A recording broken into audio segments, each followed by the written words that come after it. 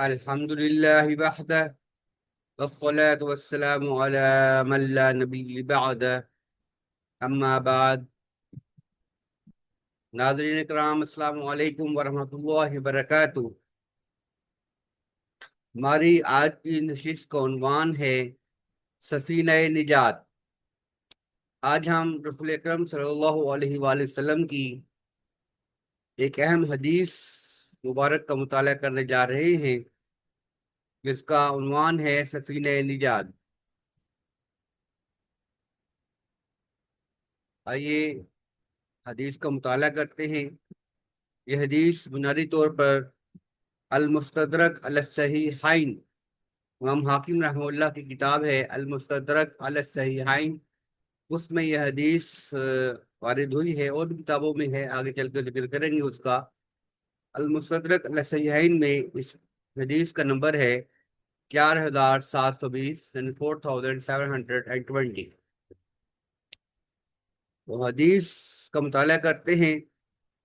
اخبرانی احمد بن جعفر بن حمدان الزاہد ببغداد، حدثنا العباس بن ابراہیم القراطیسی، حدثنا محمد بن اسماعیل الاحمسی، حدثنا محفظ بن صالح، عن ابی اسحاق عن حنش الکنانی قال سمعت ابا ذر رضی اللہ تعالی عنہ یقول.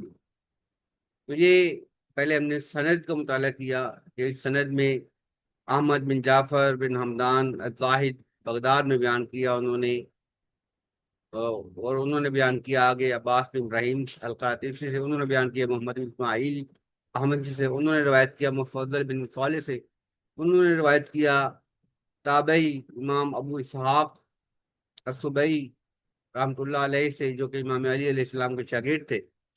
انہوں نے روایت کیا حنش الکنانی سے، اور انہوں نے روایت کیا سیدنا ابو ذر غفاری رضی اللہ تعالیٰ عنہ سے. ان کو فرماتے یقول، وہ فرما رہے تھے، یعنی سیدنا ابو ذر غفاری رضی اللہ عنہ کو یہ فرماتے ہوئے سنا. کب؟ وہو آخذ بباب الکعبہ، اس وقت وہ کعبہ شریف کے دروازے کو پکڑے ہوئے تھے، تھامے ہوئے تھے. تو انہوں نے فرمایا من عرفانی فانا من عرفانی، جو مجھے جانتا ہے وہ مجھے جانتا ہے.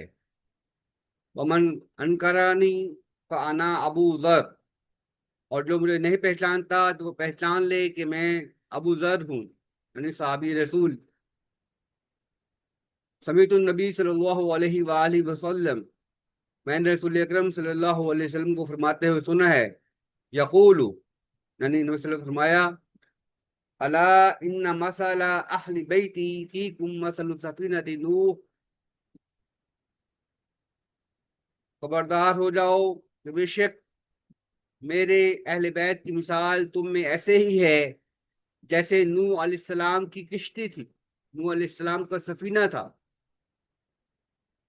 من قومی ہی، ان کی قوم میں. من رکبہا نجا، جو اس میں سوار ہو گیا اس کو نجات مل گئی. من تخلف عنہا غرقا، اور جو اس سے پیچھے رہ گیا، سوار ہونے سے رہ گیا، وہ ڈوب گیا، غرق ہو گیا. رسول اکرم صلی اللہ علیہ وسلم نے اس حدیث مبارکہ میں اپنے اہل بیت الظام علیہ السلام کی مثال دی ہے سفینہ نوح سے. یعنی آپ نے اپنے اہل بیت کو سفینہ نوح سے تشبیہ دی ہے. جس طرح سفینہ نوح یعنی حضرت نوح علیہ السلام کو جو اللہ تعالیٰ نے طوفان سے بچنے کے لیے کشتی بنانے کا حکم دیا تھا، پھر اس کشتی میں مومنین کو سوار کیا تھا، تو صرف مومن ہی جو لوگ اس کشتی میں بچ گئے تھے، سوار ہو گئے تھے، صرف وہی طوفان سے بچے تھے، طوفان میں غرق ہونے سے بچے تھے. اور جو لوگ اس کشتی میں سوار نہیں ہوئے تھے وہ غرق ہو گئے. تو نبی صلی اللہ علیہ وسلم فرمایا کہ میرے اہل بیت کی مثال بھی سفینہ نوح کی طرح ہے، کشتی نوح کی طرح ہے. من رکبہا نجا، جو اس پر سوار ہو گیا وہ بچ گیا، اس نے نجات پا لی، یعنی اس نے طوفان سے، عذاب سے نجات پا لی. من تخلف عنہا غرقا، اور جو اس سے پیچھے رہ گیا وہ ڈوب گیا، غرق ہو گیا. یعنی اللہ تعالیٰ نے امت مسلمہ کو ترغیب دی ہے کہ وہ اہل بیت علیہ الصلوۃ والسلام کے دامن سے وابستگی اختیار کریں، ان کی محبت اور الفت اور ان کی اتباع کو اپنا سرمایہ بنائیں۔ یہ جیسا کہ میں نے پہلے عرض کیا کہ المستدرک علی الصحیحین کتاب ہے امام حاکم رحمہ اللہ کی، اس میں حدیث نمبر 4720 ہے۔ اس کے علاوہ یہ حدیث سفینہ جسے کہتے ہیں، برصغیر پاک و ہند کے مدارس میں جو پڑھائی جانے والی مشہور کتاب ہے مشکات المصابی، اس میں بھی منقول ہے۔ مشکات المصابی میں اس حدیث کا جو نمبر ہے وہ ہے 6183، 6183۔ مشکات المصابی میں اس حدیث کا نمبر ہے یہ، اور اس حدیث کے بارے میں، اس حدیث کی شرح میں لکھی ہے امام علامہ ملا علی قاری حنفی رحمہ اللہ نے۔ انہوں نے اس کی شرح کا نام رکھا ہے مرقات المفاتیح، مرقات المفاتیح۔ وہ اس حدیث کی شرح میں فرماتے ہیں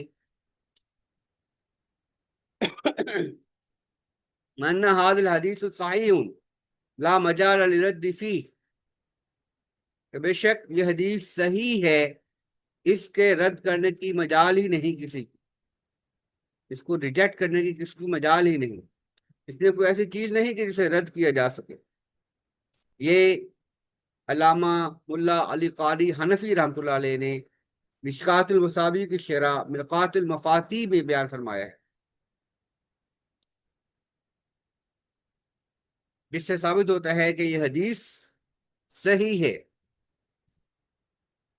یہ روایت امام حاکم کتاب المستدرک علی الصحیحین کی حدیث نمبر 4720 ہے۔ اس کے علاوہ امام طبرانی رحمۃ اللہ علیہ نے اپنے معجم کبیر، معجم صغیر اور معجم اوسط میں اس حدیث کی مختلف اسانید بیان کی ہیں، جس سے واضح ہوتا ہے کہ یہ حدیث کم از کم حسن درجہ کی ہے، کم از کم۔ یہ روایت سیدنا ابو ذر غفاری رضی اللہ عنہ کے علاوہ سیدنا عبداللہ بن عباس علیہ السلام اور سیدنا ابو سعید الخدری رضی اللہ تعالیٰ عنہ سے بھی مروی ہے۔ امام ابن حجر الہیثمی المکی رحمۃ اللہ علیہ نے مجمع الزوائد میں بھی معجم طبرانی اور مسند البزار سے روایت نقل کی ہے۔ اس روایت کو اس طرح مختلف احادیث کتب میں بیان کیا گیا ہے، جس سے اس ثابت ہوتا ہے کہ حدیث کا وجود ہے، ایک تو بات ہے، اور ملا علی قاری نے فرمایا کہ حدیث صحیح ہے، متن کے اعتبار سے یقینی طور پر صحیح ہے۔ ہاں، بعض لوگوں نے سند کے اعتبار سے اس پر کلام کیا ہے، اس کے راوی مفضل بن صالح رحمۃ اللہ علیہ کو کے بارے میں ضعیف، ان کو ضعیف کہا ہے بعض محدثین نے، جیسا کہ امام ذہبی رحمۃ اللہ علیہ نے تعقب کیا ہے امام حاکم کا، جب امام حاکم نے فرمایا تھا اس حدیث کے بارے میں کہ یہ حدیث امام مسلم کی شرط پر صحیح ہے، امام ذہبی نے اس پر تعقب کیا ان کا، اور فرمایا کہ اس میں مفضل بن صالح جو راوی ہے وہ ضعیف ہے۔ فرض کر لیں کہ اگر ہم مان لیں کہ یہ جو راوی ہے مفضل بن صالح، اس کی وجہ سے یہ حدیث ضعیف ہے، تو اس کی بنیاد پر اسے موضوع یعنی من گھڑت نہیں کہہ سکتے۔ امام احمد بن حنبل رحمۃ اللہ علیہ کا مسلک ہے کہ جو ضعیف حدیث ہے وہ مناقب میں، فضائل میں بیان کی جا سکتی ہے، مناقب و فضائل میں ضعیف حدیث بھی قابل قبول ہے، بشرط یہ کہ وہ موضوع نہ ہو، اس کا گھڑا ہوا ہونا ثابت نہ ہوا ہو۔ جب تک کسی حدیث کے بارے میں یہ ثابت نہیں ہو جاتا کہ وہ گھڑی ہوئی ہے، من گھڑت ہے، موضوع ہے، اس وقت تک اس حدیث سے احتجاج کیا جا سکتا ہے، کیونکہ امام احمد حنبل کا یہ فرط احتیاط کی وجہ سے وہ کسی ضعیف حدیث کی نسبت کو بھی نبی صلی اللہ علیہ وسلم سے جھٹلاتے نہیں تھے کہ کہیں کسی حدیث کا انکار نہ ہو جائے۔ یہ ہے فرط احتیاط۔ ہمارے ہاں تو جب جس کے منہ میں آتا ہے حدیث کو موضوع اور من گھڑت قرار دے دیتا ہے۔ حدیث کے بارے میں بہت محتاط ہو کے کلام کرنا چاہیے، بہت ہی محتاط ہو کر۔ اس حدیث کو جیسا کہ میں نے عرض کیا کہ امام حاکم نے صحیح قرار دیا ہے، اور ملا علی قاری رحمۃ اللہ علیہ نے بھی ان کی کہہ لو کہ مطابقت کی ہے، اس معاملے میں ان کی ابتدا کی ہے اور اسے صحیح قرار دیا ہے۔ اور اگر کسی راوی کی وجہ سے کوئی اس حدیث کی سند میں ضعف ہے بھی صحیح، تو وہ اتنا نہیں ہے کہ اس کو رد کر دیا جائے، اس کو ریجیکٹ کر دیا جائے، اس کو جو ہے مطلقاً جو ہے مردود قرار دے دیا جائے معاذ اللہ۔ اور اس کی ایک اور وجہ بھی ہے، وہ میں بھی آپ کو بتاتا ہوں کہ مشکات المصابیح کے جو مصنف ہیں نا، علامہ خطیب تبریزی رحمۃ اللہ علیہ، انہوں نے اس حدیث کو مسند امام احمد کی طرف منسوخ کیا ہے۔ مشکات شریف میں جہاں انہوں نے روایت بیان کی ہے، تاب جو باب مناقب اہل بیت النبی صلی اللہ علیہ وسلم میں بیان کیا انہوں نے اس کو، تو وہاں انہوں نے جو اس کا حوالہ دیا ہے وہ مسند امام احمد کا حوالہ دیا ہے۔ اگرچہ جو مسند امام احمد ہمارے پاس آج کل موجود ہے، جو متداول ہے، اس میں یہ حدیث موجود نہیں ہے، میں تو تلاش کے باوجود نہیں مل سکتا۔ تو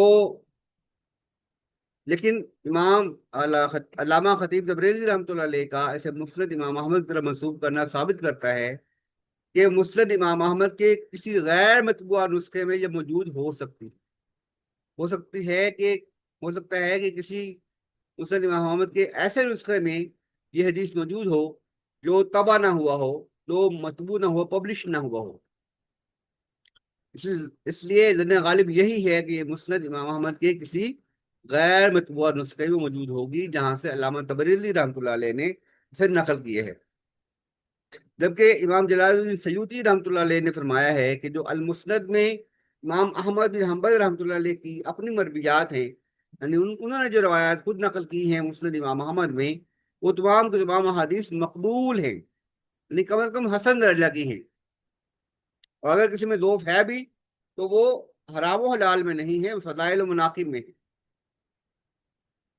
کیونکہ امام احمد حنبل نے یہ اصول بنایا ہوا تھا کہ ضعیف حدیث مقبول ہے، بشرط یہ کہ اس سے حلال و حرام کا حکم لاگو نہ ہوتا ہو اور مناقب میں، فضائل میں وارد ہوئی ہو۔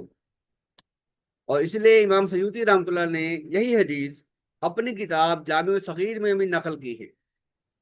اس میں انہوں نے احادیث کے اطراف جمع کیے ہیں جامع صغیر میں، اس میں یہ حدیث انہوں نے نقل کی ہے۔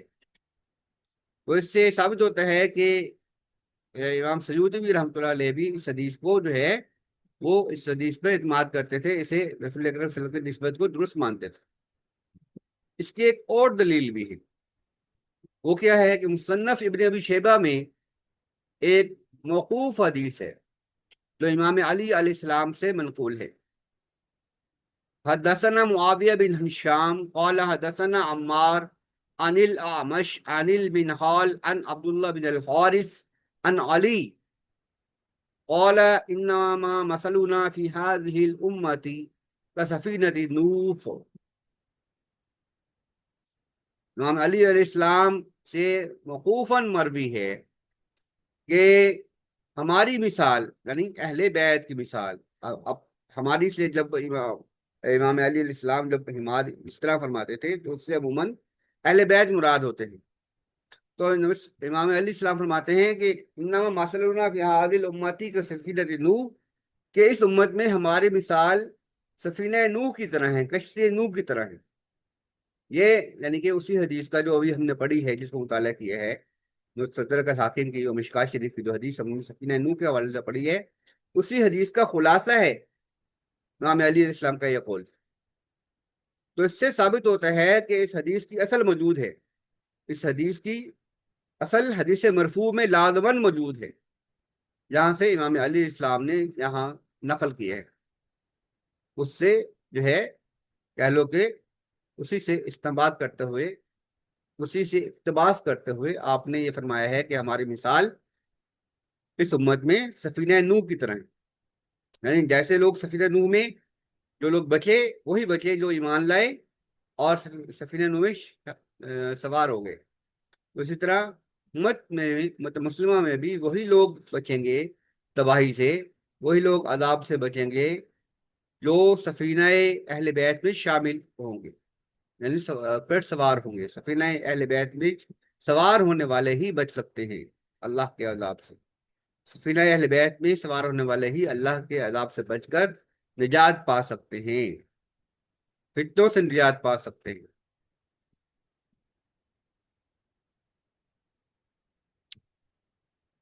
اب یہاں پر اکثر یہ گفتگو شروع ہو جاتی ہے، کیونکہ اہل بیت کا ذکر ہے حدیث شریف میں۔ اکثر لوگوں کے ذہن میں سوال پیدا ہوتا ہے کہ اہل بیت سے مراد کیا ہے، کون لوگ مراد ہے اہل بیت سے؟ اس میں بیسیوں اقوال ہیں لوگوں کے، علماء کے۔ شاہ عبدالحق محدث دہلوی 1642 عیسوی میں وفات پائی، جنہوں نے آج سے تقریباً 400 سال پہلے، بہت بڑے محدث گزرے ہیں برصغیر پاک و ہند کے۔ تو انہوں نے لمعات التنقیح کے نام سے مشکات المصابیح کی شرح لکھی ہے۔ اس شرح میں وہ اہل البیت کی وضاحت کرتے ہوئے انہوں نے مختلف اقوال پہلے بیان کیے ہیں، اور پھر ان اقوال کا خلاصہ اپنے لفظوں میں بیان کیے۔ تو میں وہی خلاصہ آپ کے سامنے پیش کرنا چاہتا ہوں، بہت قابل توجہ، قابل غور ہے، اور تمام جھگڑوں کا اس میں حل بھی موجود ہے۔ تو شاہ عبدالحق محدث دہلوی رحمۃ اللہ علیہ فرماتے ہیں ان البیت بیت النسب و بیت السکنا و بیت الولادہ۔ فرماتے ہیں کہ بیت یعنی گھر 3 قسم کا ہوتا ہے۔ عربی میں بیت کا اطلاق 3 اعتبار سے بولا جاتا ہے۔ ایک ہے بیت النسب، یعنی جو اہل نسب ہیں وہ بیت میں شامل ہیں، یعنی کسی کے نسب میں جو لوگ مشترک ہیں وہ اس کا بیت ہے، وہ اس کا گھرانہ ہے، وہ اس کا خانوادہ ہے۔ اور بیت السکنا، اور دوسرا جس گھر میں کسی نے رہائش رکھی ہوتی ہے، اس میں جو گھر والے اس کے ساتھ رہ رہے ہوتے ہیں وہ اس کا بیت ہے۔ اور بیت الولادہ، اور جو اس کے ہاں اولاد پیدا ہوتی ہے کسی شخص کی ہاں، وہ اس کی بیت الولادت ہے۔ تو گھر 3 قسم کے ہو گئے، ایک نسب کے اعتبار سے، ایک قیام اور سکونت کے اعتبار سے، اور تیسرا ولادت کے اعتبار سے، یعنی کہ جو اولاد ہے اولاد کے اعتبار سے۔ تو 3 قسم کے بیت ہو سکتے ہیں، ہوتے ہیں۔ اور آگے وہ فرماتے ہیں فبن ہاشم وہم اولاد عبد المطلب اہل بیت النبی صلی اللہ علیہ وسلم نسبا۔ تو فرماتے ہیں کہ جو بنو ہاشم ہیں، یعنی مومنین بنو ہاشم مراد ہے یہاں، یعنی لغوی طور پر تو کفار بنو ہاشم بھی شامل ہیں، لیکن اصطلاحی طور پر ہم بات کریں گے تو مومنین بنو ہاشم، یعنی بنو ہاشم میں، آل ہاشم میں جو مومن جن لوگوں نے ایمان قبول کیا، اور جو عبد المطلب کی اولاد ہے، وہ کیا ہیں؟ وہ ہیں اہل بیت نبی صلی اللہ علیہ وسلم نسب کے اعتبار سے، نسب کے اعتبار سے بنو ہاشم رسول اکرم صلی اللہ علیہ وسلم کے اہل بیت ہیں۔ قالوا لأولاد الجد القریبی بیت فلان، جیسا کہ کہا جاتا ہے کہ جو جد قریب ہوتا ہے، یعنی کہ آبا و اجداد میں سے جو قریبی باپ ہوتا ہے، اس کے باپ کو کہا جاتا ہے، اس کے اولاد کو باپ کے بارے میں کہا جاتا ہے کہ یہ فلان کا بیت ہے، یعنی فلان کے اہل بیت ہیں۔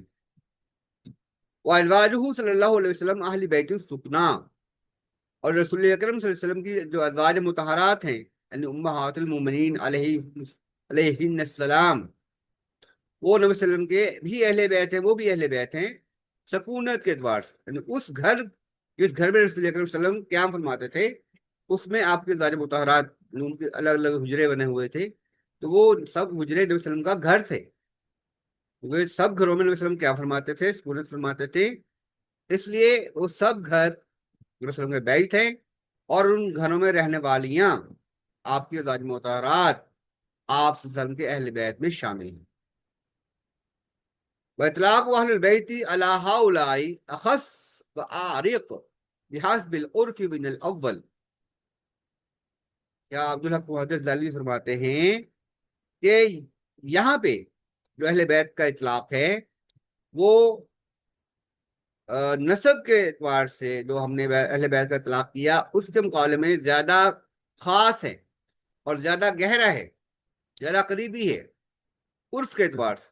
عرف میں یعنی کہ اس کو عام طور پر زیادہ اہل بیت کہا جاتا ہے، جیسے قرآن میں بھی اللہ تعالیٰ نے ذات مطہرات کو اہل بیت کے لفظ سے یاد کیا ہے۔ تو فرماتے ہیں یہ پہلے کی نسبت یہ زیادہ خاص ہے، بنو ہاشم کی نسبت یہ زیادہ قریبی ہیں، خاص ہیں۔ وہ اولاد صلی اللہ علیہ وسلم اہل بیت الولادہ، اور جو رسول اکرم صلی اللہ علیہ وسلم کی ذریت ہے، اولاد ہے، وہ اہل بیت الولادہ ہیں، آپ صلی اللہ علیہ وسلم کے اہل بیت ولادت ہیں، یعنی آپ کی اولاد ہے، آپ کی ذریت ہے، وہ بھی آپ کی اہل بیت میں شامل۔ واقع شمول اہل البیت لکل ہاؤلائی، یہاں پر وہ فیصلہ فرماتے ہیں کہ یہ جو تینوں قسمیں ہیں، یعنی نسب کے اعتبار سے اور سکولت کے اعتبار سے اور ولادت کے اعتبار سے، یعنی جو اگلا نسل چلتا ہے، آگے اولاد چلتی ہے، اگلے نسل چلتی، نسل کے اعتبار سے یہ تینوں لوگ گروہ ہیں، یعنی بنو ہاشم، ازواج مطہرات اور رسول اکرم صلی اللہ علیہ وسلم کی اولاد، یہ تینوں اہل بیت نبی میں شامل ہیں۔ آگے وہ فرماتے ہیں قد خص علی و فاطمہ والحسن والحسین سلام اللہ علیہ مجمعین بمزید الفضل والکرامت ووجوب المحبت وزیادت المودہ، کہ یہ جو اولاد ہیں اس میں بھی دوسری طور پر اس میں خصوصیت حاصل ہے سیدنا علی علیہ السلام، سیدہ فاطمہ علیہ السلام، سیدنا امام حسن علیہ السلام، سیدنا حسین علیہ السلام سلام اللہ علیہ اجمعین، ان سب کو خصوصیت حاصل، یعنی اسپیکٹرم کہاں سے چلا؟ ایک اسپیکٹرم ہے بنو ہاشم کا، تمام مومنین بنو ہاشم اہل بیت ہیں، وہ ایک براڈر اسپیکٹرم ہے، بڑا اسپیکٹرم ہے۔ پھر اس سے کم تر ہے اہل بیت ازواج النبی صلی اللہ علیہ وسلم، اہل بیت ازواج النبی صلی اللہ علیہ وسلم، مہات المومنین جو ہیں وہ بھی اہل بیت ہیں، وہ ایک نیرو اسپیکٹرم ہے، یعنی بنو ہاشم کے اسپیکٹرم کے مقابلے میں ایک نیرو اسپیکٹرم ہے۔ اور پھر اس سے بھی ایک نیرو اسپیکٹرم آپ کی اولاد ہے، اور اس اولاد میں ذکر فرمایا ہے شاہ عبد الحق محمد دہلوی رحمۃ اللہ علیہ نے امام علی علیہ السلام کو، سیدہ فاطمہ علیہ السلام کو، امام حسن علیہ السلام کو اور امام حسین علیہ السلام ان کے بارے میں فرمایا خاصا، یہ ایک مزید خاص گروپ ہے، مزید خاص طبقہ ہے، یا کہہ لو کہ آپ کا اترا ہے۔ تو فرمایا یہ کیوں خاص ہیں؟ بمزید الفضل والکرامہ، کہ ان کے نبی صلی اللہ علیہ وسلم نے بہت زیادہ فضائل اور ان کی بہت سے زیادہ تکریم بیان کی ہے، اور وجوب المحبت و زیادت المودہ، اور ان کے بارے میں نبی صلی اللہ علیہ وسلم نے بہت سی فرامین جو ہے شاید فرمائے ہیں، ان کی محبت کے وجود کے بارے میں اور ان سے مودت کے بارے میں، یعنی ان سے محبت اور ان کی مودت ودود سے بنا ہے، یعنی بہت زیادہ دلی محبت، دل سے محبت پھوٹ پھوٹ جاتی ہو، اسے مودت کہتے ہیں، ودود سے۔ اور محبت اور مودت دونوں ہی واجب ہیں اہل بیت، خصوصیت کے ساتھ امام علی علیہ السلام، سیدہ فاطمہ علیہ السلام، امام حسن علیہ السلام، امام حسین علیہ السلام۔ اب وہ آگے بیان فرماتے ہیں، اگلا جملہ بہت ہی قابل غور ہے، جو اکثر لوگوں کو ہضم نہیں ہوتا، بہت سے لوگوں کو ہضم نہیں ہوتا۔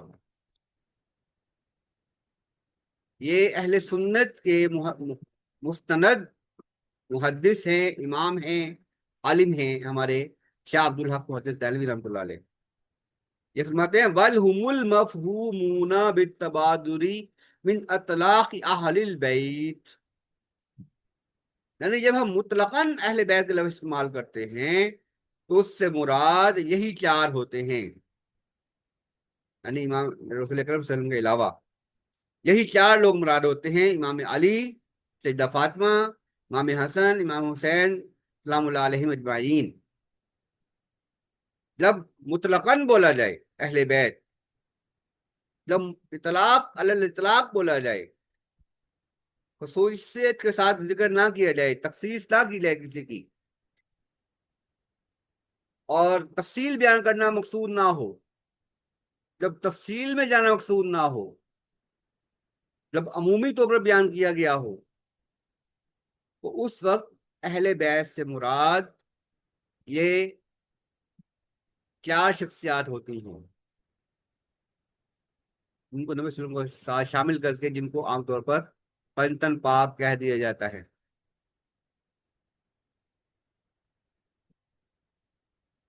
امام ابن تیمیہ رحمۃ اللہ علیہ نے منہاج السنۃ النبویہ میں فرمایا ہے کہ یہ جو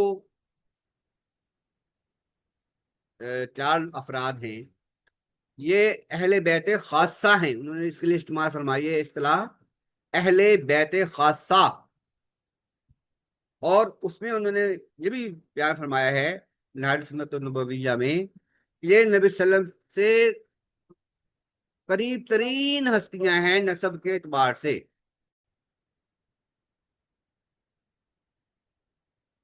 امام ابن تیمیہ حنبلی رحمۃ اللہ علیہ نے جو اہل بیت سے خاصہ قرار دیا ہے ان چار ہستیوں کو، تو اس کے اسباب بھی بیان کیے، اس کے سبب بھی بیان کیا انہوں نے۔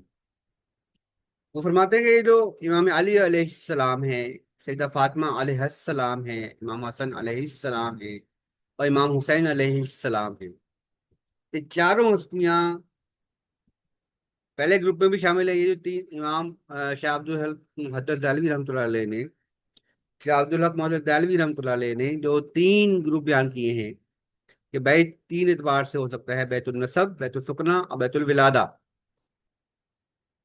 یہ جو چاروں ہستیاں ہیں یہ بیت النسب میں بھی شامل ہیں، بیت السکنا میں بھی شامل ہیں، اور بیت الولادہ میں بھی شامل ہیں۔ یہ اس لیے اہل بیت خاصہ ہیں کہ امام ابن تیمیہ فرماتے ہیں کہ یہ نسب کے اعتبار سے رسول اکرم صلی اللہ علیہ وسلم کے سب سے زیادہ قریبی افراد ہیں، نسب میں ان سے زیادہ قریب جو ہے اور کوئی اس وقت موجود نہیں تھے، تو اس لیے آپ نے ان کو اہل بیت خاصہ میں شمار کی۔ پھر ان افراد نے، ان ہستیوں نے رسول اکرم صلی اللہ علیہ وسلم کے گھر میں پرورش پائی، اہل بیت سکنا میں بھی شامل ہو گئے، نبی صلی اللہ علیہ وسلم کے گھر میں پرورش پائی ہے۔ امام علیہ السلام نے بھی نبی صلی اللہ علیہ وسلم کے گھر میں نبی صلی اللہ علیہ وسلم کی زیر نگرانی پرورش پائی ہے، تو اس لیے وہ بھی اہل بیت خاصہ میں شامل ہیں۔ وہ داماد ہونے کی وجہ سے صرف اہل بیت خاصہ میں شامل نہیں ہوئے، وہ بنو ہاشم میں سب سے زیادہ قریب ہے نبی صلی اللہ علیہ وسلم کے۔ بنو ہاشم میں اور کوئی اتنا نبی صلی اللہ علیہ وسلم کے قریب نہیں اتنا امام علیہ السلام قریب ہیں، تو اس لیے نسب کے اعتبار سے سب سے قریب یہ چار افراد ہیں، اور نبی صلی اللہ علیہ وسلم کے گھر میں ان ہستیوں نے پرورش پائی ہے، اور یہ نبی صلی اللہ علیہ وسلم کی ذریت بھی شامل ہے کہ امام علیہ السلام بھی نبی صلی اللہ علیہ وسلم کے منہ بولے بیٹے تھے، سیدہ فاطمہ آپ کی بیٹی ہیں، اور حسن حسین کو آپ نے ابنئی فرمایا، میرے دو بیٹے، ابنئی ہاذا شباب اہل جنہ، سیدہ شباب اہل جنہ، یہ میرے دونوں بیٹے جنت کے نوجوانوں کے سردار ہیں۔ تو اس اعتبار سے یہ چاروں جو افراد ہیں اہل بیت خاصہ ہیں، اور اس سے بھی بڑھ کر یہ کہ جو حدیث قصہ ہے جو کہ سیدہ عائشہ رضی اللہ عنہ، سیدہ ام سلمہ رضی اللہ عنہ، اور سیدنا ابن عباس علیہ السلام سے مروی ہے، یہ حدیث قصہ، اس میں آپ نے سن رکھا ہے، مشہور حدیث ہے کہ پہلے امام علیہ السلام تشریف لائے، نبی صلی اللہ علیہ وسلم نے ان کو اپنی چادر میں چھپا لیا، اپنی کملی میں چھپا لیا، پھر سیدہ فاطمہ تشریف لائی، آپ نے ان کو بھی اپنے کمرے میں چھپا لیا۔ پھر سیدنا حسن تشریف لائے، آپ نے ان کو بھی اپنی کمرے میں چھپا لیا۔ پھر سیدنا حسین تشریف لائے، آپ نے ان کو بھی اپنی کمرے میں چھپا لیا، اور ان سب کو اپنے اوپر اپنی چادر ڈال کے، اپنی کملی ڈال کر آپ نے فرمایا اللہم ہؤلاء اہل بیتی، اللہم ہؤلاء اہل بیتی فاذھب عنہم الرجس وطہرہم تطہیرا، یا اللہ یہ میرے اہل بیت خاصہ ہیں، یہ میرے اہل بیت خاصہ ہیں۔ ہم اس سے مراد یہی لیں گے، ہؤلاء اہل بیتی، یہ نہیں کہ اور کوئی اس کے علاوہ کوئی اہل بیت نہیں ہے، یہ مراد نہیں لیں گے۔ ہؤلاء اہل بیت کا مطلب یہ نہیں ہے کہ اور ان کے علاوہ کوئی میرا کوئی اور اہل بیت نہیں ہے، یہ مراد نہیں ہے، بلکہ کیا ہے، ہؤلاء اہل بیتی، یا اللہ یہ میرے اہل بیت خاصہ ہیں، یہ میرے خاص اہل بیت ہیں، میرے خاص قریبی ہیں، یہ میرے خاص دل کے قریب ہیں، یہ میرے دل میں رہتے ہیں۔ تو فرمایا فَاذْهِبْ عَنْهُمُ الرِّجْسَ، ان سے رجس کو دور فرما دے، گناہوں کی گندگی کو دور فرما دے، وَطَهِّرْهُمْ تَطْهِيرًا، ان کو خوب پاک صاف کر دے۔ تو یہ حدیث قصہ ہے، اس سے بھی ثابت ہوتا ہے کہ یہ چاروں ہستیاں ہیں، یہ اہل بیت خاصہ ہیں۔ اسی لیے شاہ عبد الحق محدث دہلوی رحمۃ اللہ فرماتے ہیں کہ جب مطلقاً اہل بیت کا لفظ استعمال کیا جائے گا، مطلقاً اہل بیت کی اصطلاح استعمال کی جائے گی، یا احادیث میں جب اہل بیت کی اصطلاح مطلقاً استعمال ہوتی ہے تو اس سے مراد یہ چار ہستیاں ہوتی ہیں: امام علی علیہ السلام، سیدہ فاطمہ علیہ السلام، سیدنا امام حسن علیہ السلام، اور سیدنا امام حسین علیہ السلام سلام اللہ علیہم اجمعین۔ تو یہ چاروں ہستیاں اہل بیت خاصہ ہیں، اور عمومی کے اعتبار سے، اور جب اطلاقاً بولا جائے گا تو اس سے اہل بیت سے مراد یہی ہستیاں ہوتی ہیں۔ اس لیے اس سے چڑنا نہیں چاہیے کہ جب اہل بیت کا لفظ استعمال ہوتا ہے تو اس سے یہ ہستیاں کیوں مراد لی جاتی ہیں، بعض لوگ اس سے چڑ جاتے ہیں۔ یاد رکھیے کہ شاہ عبد الحق محدث دہلوی کے اس قول سے کیا ثابت ہوتا ہے، غور کریں ذرا۔ جو لوگ کہتے ہیں کہ صرف ازواج مطہرات ہی اہل بیت ہیں، وہ بھی اہل سنت کے مسلک پر نہیں ہیں۔ جو لوگ کہتے ہیں کہ ازواج مطہرات امہات المومنین علیہ السلام اہل بیت میں شامل نہیں ہیں، وہ بھی اہل سنت کے مسلک پر نہیں ہیں۔ یہ بات کو جو لوگ کہتے ہیں کہ امام علی علیہ السلام اور سیدہ فاطمہ علیہ السلام اور امام حسن علیہ السلام اور امام حسین علیہ السلام ہی اہل بیت ہیں، ان کے علاوہ کوئی اہل بیت ہے ہی نہیں، وہ بھی اہل سنت کے مسلک پر نہیں ہے۔ اور جو لوگ کہتے ہیں کہ امام علی علیہ السلام اہل بیت میں شامل نہیں ہیں معاذ اللہ، وہ بھی اہل سنت کے مسلک پر نہیں ہے۔ تو یہ غور کرنے کی ضرورت ہے اس بات میں، اور اپنے افکار پر، اپنے نظریات پر کی تصحیح کرنے کی، اصلاح کرنے کی ضرورت ہے۔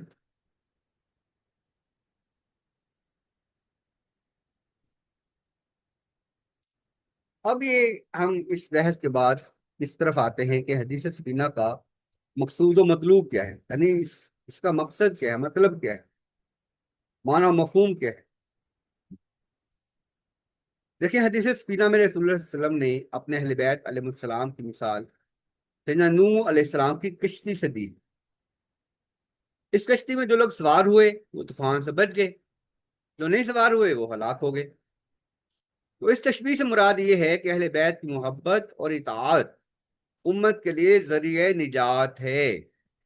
پھر سنیے، اس تشبیہ سے مراد یہ ہے کہ اہل بیت کی محبت اور اطاعت امت کے لیے ذریعہ نجات ہے۔ اب جو اس ذریعہ نجات سے ہی منہ موڑ لے، اس کو نجات کیسے ملے گی؟ جو شخص اہل بیت کی مخالفت یا ان سے بے رخی اختیار کرے وہ دین میں گمراہ ہے، اور جو ان سے بغض رکھے، جو ان سے دشمنی کرے، تو کیا مقام ہو؟ اس حدیث کا مبارک مفہوم یہ بھی ہے کہ اہل بیت رسول علیہ السلام دین کے صحیح منہج کی طرف رہنمائی کرتے ہیں. ان کی باتوں، ان کی سیرت، ان کی تعلیمات میں حق کی روشنی ہوتی ہے. جو دنیا و آخرت میں نجات اگر کسی کو درکار ہے تو اہل بیت کے سفینے میں سوار ہو جائیں. اب یہاں پہ جو افراط و تفرید کی جاتی ہے اس کی طرف بھی اشارہ کرنا ضروری ہے. اس حدیث کا یہ مطلب ہرگز نہیں ہے کہ اہل بیت کے سوا اور کسی سے دین اخذ نہیں کیا جا سکتا. یہ رائے، یہ نظریہ بھی درست نہیں ہے. اہل سنت کا مسلک یہ نہیں ہے کہ دین ہم صرف اہل بیت سے اخذ کریں گے. یہ نظریہ غلط ہے، قرآن سنت کے معیار پر پورا نہیں اترتا. ہاں، یہ بات قابل غور ہے کہ یہ حدیث مبارکہ رسول اللہ صلی اللہ علیہ وسلم کے اہل بیت علیہ السلام کی فضیلت پر دلالت کرتی ہے. اس حدیث کے اولین مخاطب صحابہ کرام رضی اللہ تعالیٰ عنہ اجمعین تھے. وہ اہل بیت کے سفینہ نجات میں سوار ہونا ان پر بھی ویسے ہی واجب تھا جیسے بعد والی امت پر واجب ہے. تو اس حدیث میں رسول اکرم صلی اللہ علیہ وسلم نے امت کی رہنمائی فرمائی ہے کہ جب فتنوں کا طوفان برپا ہو تو تم سب کے لیے نجات کا ایک ہی طریقہ ہے کہ اہل بیت رسول علیہ السلام کے سفینے میں سوار ہو جاؤ، ان کے دامن سے وابستہ ہو جاؤ، ان کی مخالفت مت کرو بلکہ ان کے سامنے سر تسلیم خم کر دو. بے شک صحابہ کرام رضوان اللہ علیہم اجمعین امت کے سردار اور سر کے تاج ہیں. رسول اکرم صلی اللہ علیہ وسلم کی مبارک صحبت سے فیضیاب ہونے کی وجہ سے ان کی محبت اور اتباع بھی واجب ہے. ہم ان کی اتباع اہل بیت رسول سلام اللہ علیہ اجمعین کی اتباع کے تابع ہے. خود صحابہ کرام رضوان اللہ علیہ اجمعین بھی اہل بیت کی اتباع کو اپنے لیے فخر جانتے تھے، فخر سمجھتے تھے.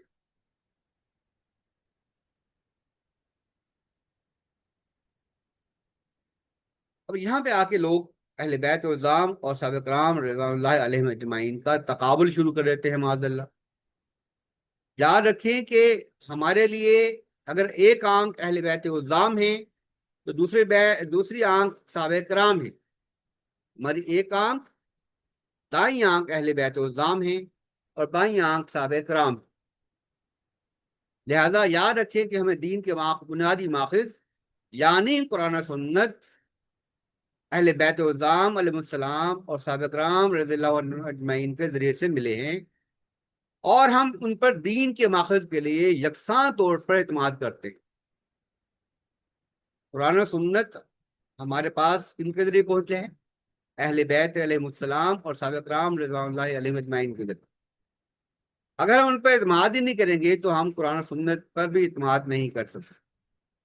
اگر ہمیں اہل بیت یا صحابہ کرام پر اعتماد نہیں ہے معاذ اللہ تو پھر ہم قرآن و سنت پر کیسے اعتماد کریں گے، کیونکہ ہمیں یہ ملے ہی ان کے ذریعے سے.